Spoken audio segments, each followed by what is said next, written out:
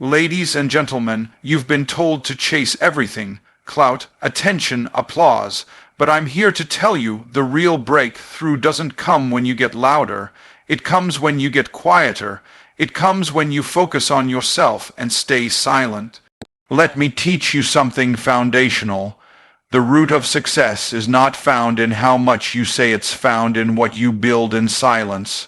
Focus is not a luxury, it's a necessity.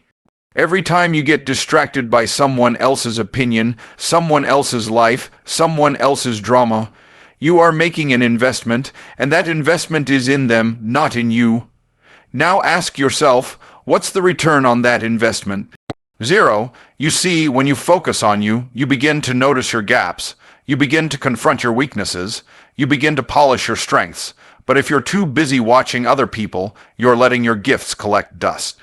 Your assignment: clean your mirror, don't stare out the window. When you make the decision to focus on yourself, you're choosing to direct your energy, attention, and resources toward the only person you can actually control you. Too many people are distracted by what others are doing, saying, or achieving, and they lose sight of their own path in the process. Focusing on yourself doesn't mean being selfish, it means being strategic.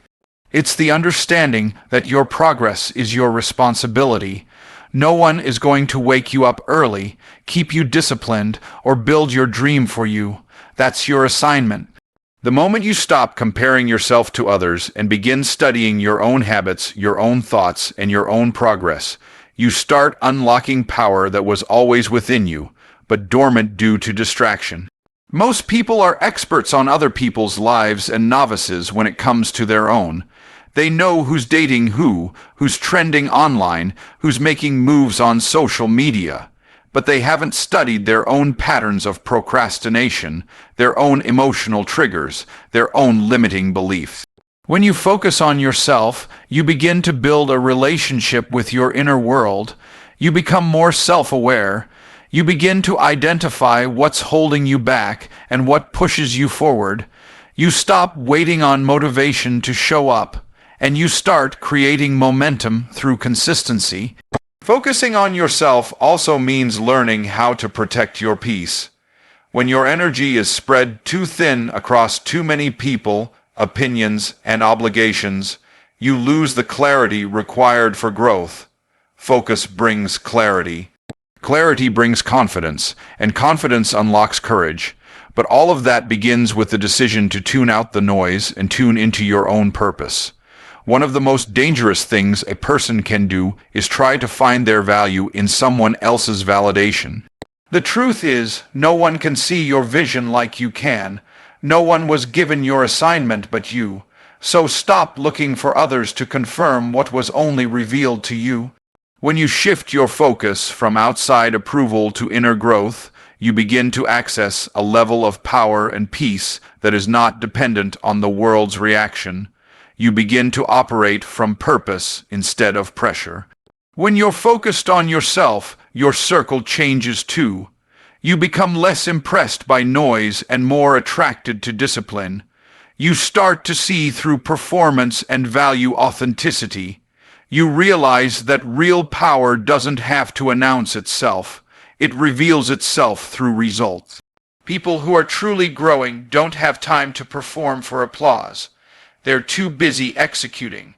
Focusing on yourself also means becoming comfortable with isolation.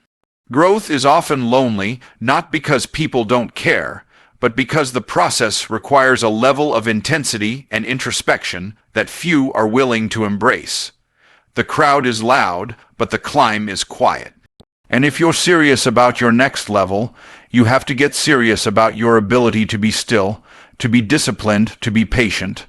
Most people want the reward without the refinement, but the refining process is where the greatness is developed. And you can't fake it. You have to sit with your thoughts, confront your weaknesses, and build habits that align with where you want to go. Self-focus brings structure. It forces you to set boundaries, to say no to distractions, and to manage your time with intention. Every minute spent scrolling someone else's life is a minute not spent building your own. That's the truth, and it's not about being rigid, it's about being responsible. If you have a goal, a calling, or a purpose, then you have a duty to protect your focus. You have a duty to show up for yourself before anyone else. The harvest you're hoping for will only come from the seeds you sow into your own ground. Silence is one of the most underrated strategies in the world of personal growth and success. In a society that glorifies noise, performance, and constant communication, choosing to stay silent is often mistaken for weakness or passivity. But silence is not about being voiceless, it's about being intentional. It's about knowing when to speak and when to listen. It's about understanding that your value isn't proven through how much you say, but through the weight your actions carry. When you stay silent, you create space to think, to reflect, to assess, and to observe. You begin to pick up on things you would have missed had you been too busy talking. In silence, you find clarity, and in clarity, you find direction. Many people speak before they understand. They react before they reflect. They respond to noise with more noise, never realizing that silence could have disarmed the chaos and preserved their energy. There's a certain discipline in staying silent, especially when you know you could speak, when you know you have the right answer, or when you know you've been misunderstood. The ego wants to respond. The ego wants to defend. The ego wants to win. But growth demands that you let your wisdom guide you, not your pride. When you stay silent, you're not retreating. You're choosing your battles. You're refusing to waste energy where it's not respected. You're not here to prove your worth to everyone. You're here to develop it in the quiet until the fruit speaks for itself. The loudest person in the room isn't always the most powerful. Real power often moves quietly, strategically, without needing to be seen. It doesn't compete for attention because it knows its value. It doesn't rush to defend itself because it knows time reveals all truth. Staying silent is also about guarding your vision. Not every idea needs to be shared. Not every move needs to be broadcasted.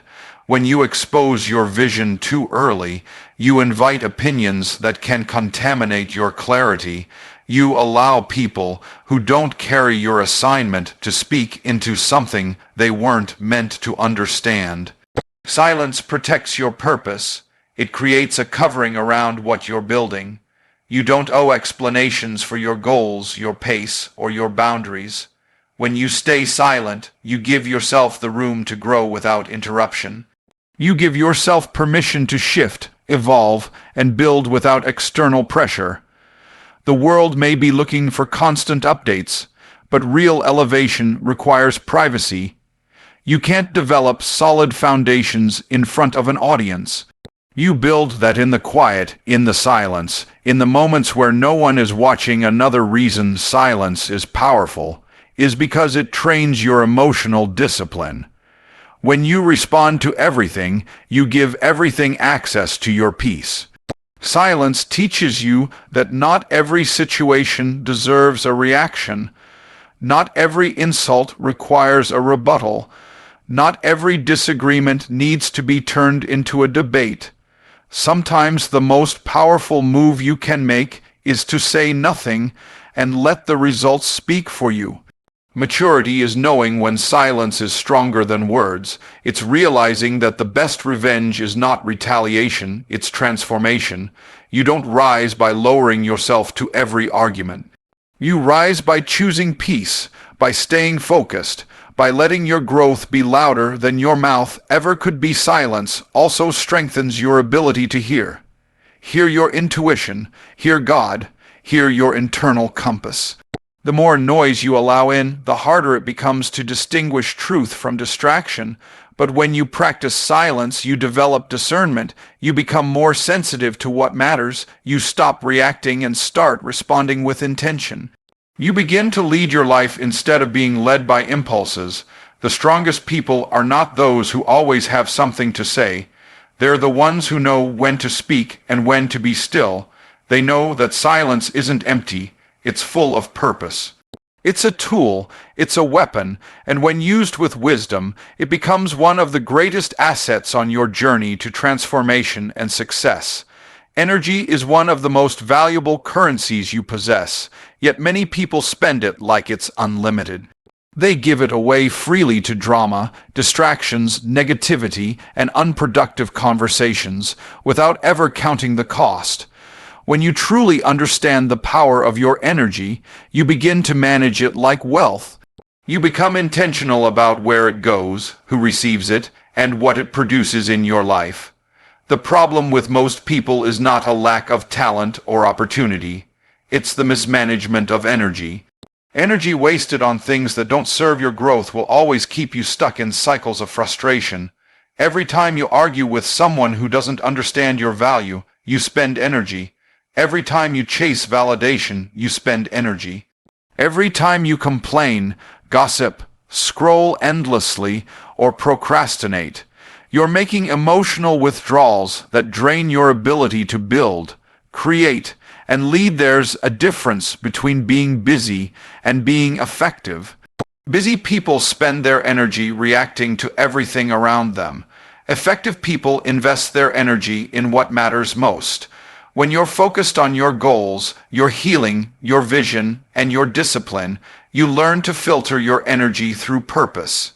You stop entertaining things that cost too much mentally, emotionally, and spiritually. Protecting your energy isn't selfish, it's strategic.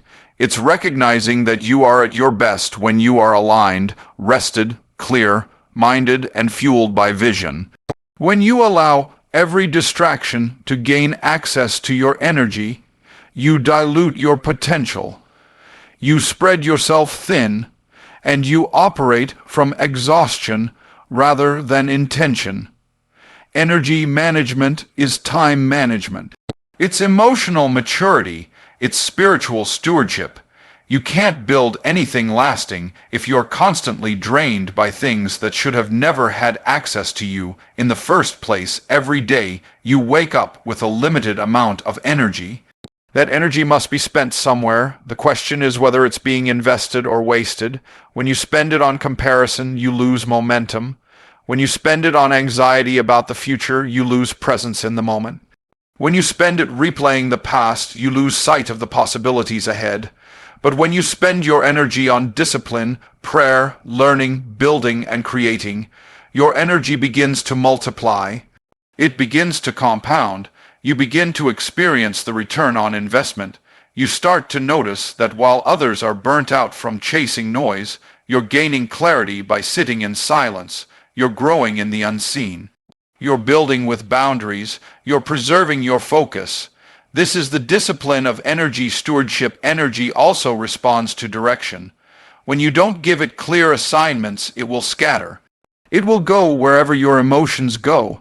That's why so many people feel overwhelmed. They're spending energy in too many directions with no structure. But when you assign your energy to specific outcomes, it becomes focused. When you wake up with intention, your energy follows purpose. You begin to see progress. You begin to move with momentum. You don't just react. You lead. You don't just survive. You advance. You don't just move. You build. Your energy is not meant to be wasted on arguments, envy, or insecurity. It's meant to be poured into your purpose, into your calling, into the habits that create change. And if you don't protect it, the world will find a way to consume it. Social media, toxic relationships, bad habits, fear-based thinking, these are all energy thieves, and they don't take it all at once. They chip away at it slowly, silently, until you wake up tired and don't even know why. The people who accomplish the most are not always the most talented. They are the most disciplined with their energy. They know that where focus goes, energy flows, and where energy flows, results grow. They don't allow temporary emotions to dictate permanent outcomes. They don't allow distractions to rob them of purpose.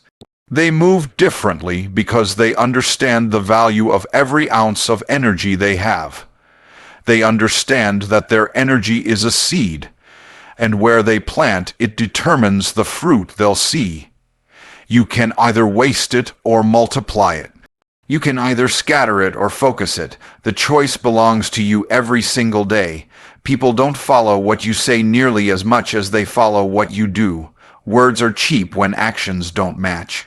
In a world full of noise and endless talking, the people who stand out are the ones who quietly live what others only preach. Results always speak louder than opinions.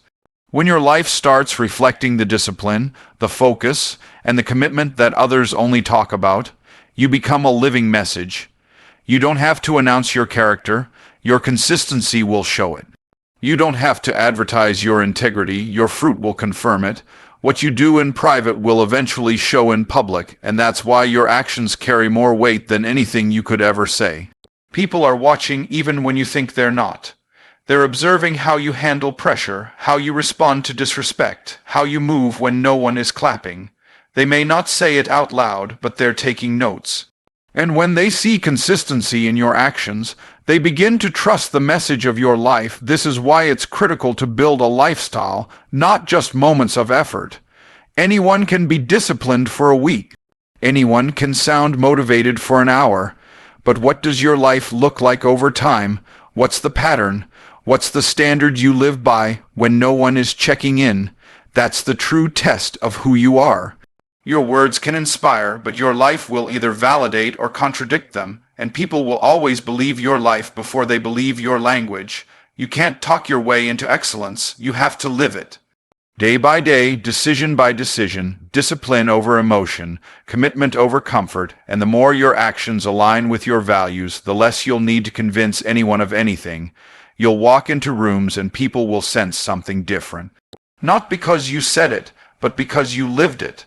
Because your actions created evidence that can't be denied. When you shift from talking to doing, your impact multiplies. You stop needing to be seen or heard, because you understand that results carry a voice of their own. You're no longer moved by critics or applause, because you've built an internal compass that guides your behavior. That's what leadership looks like, not loud but clear, not flashy but consistent. The most effective leaders are not those who demand attention, but those who quietly embody what they expect from others. They become the example. They set the tone. They build credibility through consistency. And in doing so, they earn influence without having to ask for it. You can't fake alignment. You either are or you aren't. And when you are, people recognize it, even if they don't say it. They feel the weight of someone who's rooted, someone who's real, someone who doesn't need to prove anything because their life already does. This applies in every area. Your business, your relationships, your health, your faith. If you want people to believe in your product, your message, your leadership, then embody it. Let them see the results of your discipline before they hear your pitch. Let them experience the outcome of your habits before they hear your advice. Words become powerful when they're backed by integrity, and integrity is built through repeated action, not occasional inspiration. Every time you follow through on your commitments, even when it's hard, you build trust.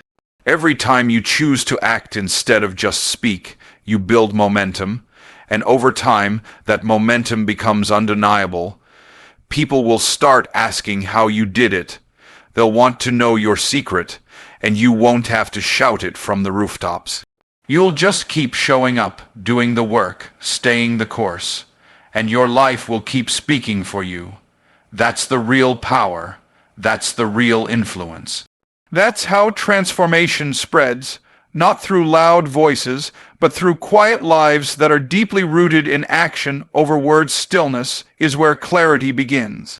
When everything around you is moving fast, when the world is screaming for your attention, and when distractions are competing for your focus, it's in stillness that you begin to hear what really matters. Most people are addicted to noise. They wake up to it, live in it, fall asleep with it.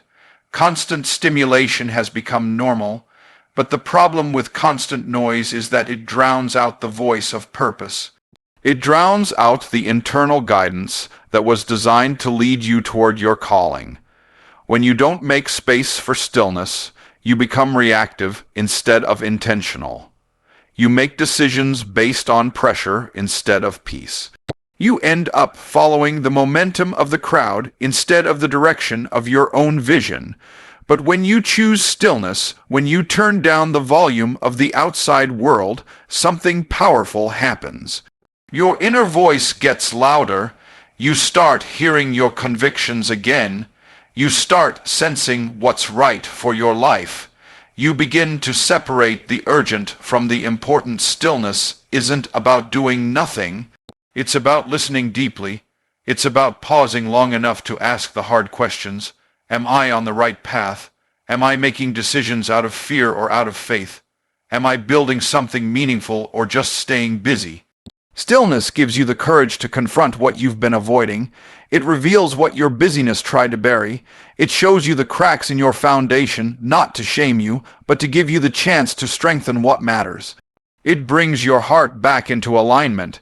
And in a world where people are rewarded for being fast, stillness is the discipline that separates the grounded from the scattered. There's wisdom in stillness that you can't access in noise. That's why some of your best ideas don't come when you're rushing. They come when you're quiet, when you're walking, praying, reflecting. Because stillness slows the body but awakens the mind. It invites your spirit to lead instead of letting your emotions run wild. It's where strategy is born. It's where creativity gets room to breathe. It's where clarity becomes more than a feeling. It becomes direction. But you can't experience any of that if you're afraid of being alone with your own thoughts. And that's where many people get stuck. They avoid stillness because they've confused motion with progress. They've bought into the lie that unless they're constantly doing something, they're falling behind. But the truth is, activity without alignment leads to exhaustion. Progress without purpose leads to burnout. You have to get still to get clear. Stillness is also a weapon in spiritual warfare. When life gets overwhelming, when uncertainty surrounds you, stillness says, I don't have to panic to make progress. I don't have to rush to be relevant. I don't have to force doors to open. I can rest and still rise. I can pause and still move forward, because the power is not in the pace, it's in the purpose. Stillness reminds you that your identity is not found in performance, but in presence.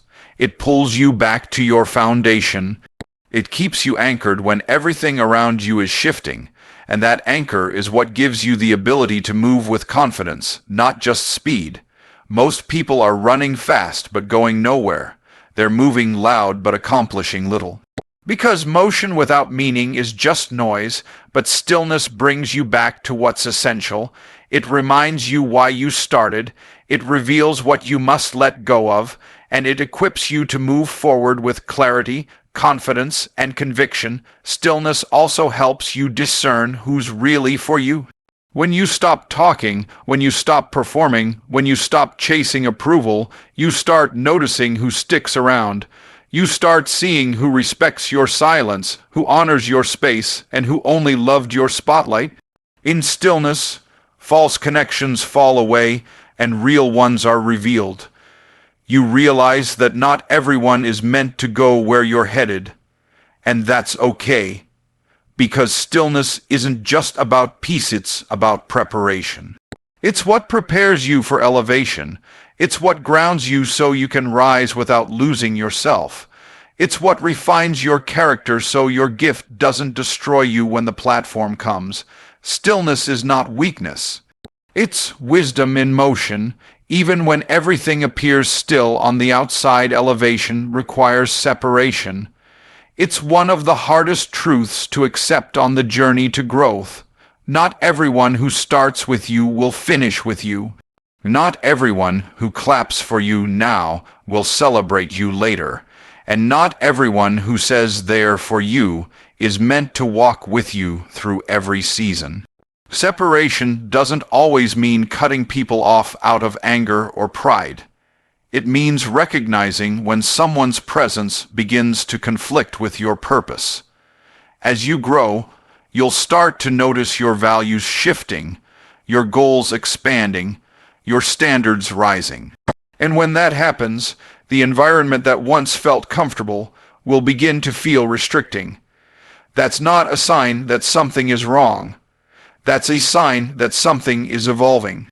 It means you're entering a new chapter, and every new chapter requires a new level of clarity, discipline, and focus. Some relationships were only designed to support your survival, not your success. They helped you get through hard times, but they were never meant to carry the weight of your vision. And if you're not careful, you'll spend your energy trying to keep connections alive that are no longer aligned with where you're going. You'll stay small to make others comfortable. You'll keep showing up in rooms where your growth is seen as arrogance and your progress is treated like betrayal. But elevation doesn't ask for permission. It demands that you grow, even if it means outgrowing familiar places and familiar people. It asks you to be loyal to your future more than your past. It challenges you to walk away from comfort and step into calling. Separation is not always external either. Sometimes the distance that needs to happen is internal. You have to separate from old mindsets, from limiting beliefs, from patterns that keep pulling you backwards. You have to let go of the version of yourself that was content with mediocrity.